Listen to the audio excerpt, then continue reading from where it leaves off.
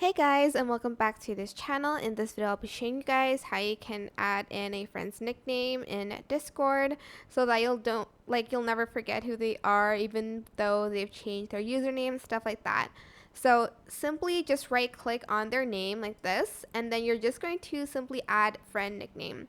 And here is where you're going to add in the nickname. Find a friend faster with a personal nickname. It will only be visible to you in your direct messages, so they won't be able to see it.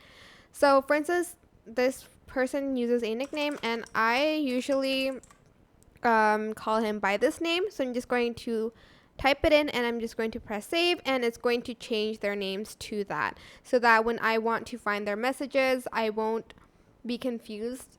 And yeah, that is basically it. Super simple. I hope this tutorial was helpful for you guys. Don't forget to like, comment, share, and also subscribe to this channel if you haven't done that already. If you have any questions, just leave it in the comment section down below and I will try my best to answer them all for you guys. And yeah, that is it. Thank you so much for watching. Bye.